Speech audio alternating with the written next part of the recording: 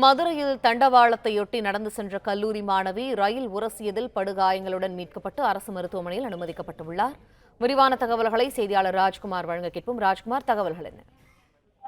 மதுரையில பால் வாங்குவதற்காக தண்டவாளத்தை ஒட்டி நடந்து சென்ற கல்லூரி மாணவி மீது ரயில் மோதி விபத்து ஏற்பட்ட நிலையில மாணவியுடைய கை சிதைந்து அவர் சிகிச்சைக்காக தற்போது மதுரை அரசு ராஜாஜி மருத்துவமனையில் அனுமதிக்கப்பட்டிருக்கிறார். ரயில்வே தண்டவாளத்தை ஒட்டி தடுப்புகள் அமைக்க வேண்டும் என அப்பகுதி மக்களும் கோரிக்கை வைத்து வருகிறார்கள். மதுரை ரயில் நிலையத்திலிருந்து நாள்தோறும் தேனி மாவட்டத்தில் உள்ள போரடி வரை தினமும் ரயில்கள் இயக்கப்பட்டு வருகிறது. இந்த நிலையில இன்று காலை 8:20 மணிக்கு பழங்கநத்தம் போடி லைன் தண்டவாள பகுதியில பழங்கநத்தம் பகுதி ரயில்வே தண்டவாளத்தை ஒட்டி வீடு அமைந்துள்ள சுகன்யா என்ற கல்லூரி மாணவி பால் பாக்கெட் வாங்குவதற்காக ரயில்வே தண்டவாளத்தை ஒட்டி அவர் நடந்து சென்றார். அப்போது தேனி ரயிலானது தண்டவாளத்தில் சென்ற அந்த மாணவி மீது மோதியதுல அவர் கையின் மீது உரசி அவர் கீழே இருந்தார். நல்வாய்ப்பாக நொடி பொழுதில் அவர் உயிர் தப்பினாலும் கூட கை சிதைந்த நிலையில் அவர் மீட்கப்பட்டு மதுரை அரசு ராஜாஜி மருத்துவமனையில் சிகிச்சைக்காக சேர்க்கப்பட்டிருக்கிறார்.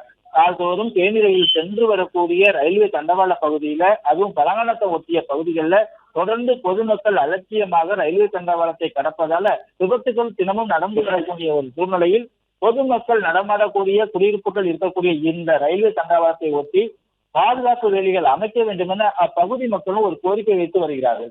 பிளே ஸ்டோர் மற்றும் ஆப் ஸ்டோரில் இருந்து பாலிமர் செயலியை QR கோடு மூலம் பதிவிறக்கம் செய்யுங்கள். செய்திகளை உடனுக்குடன் பெறுங்கள்.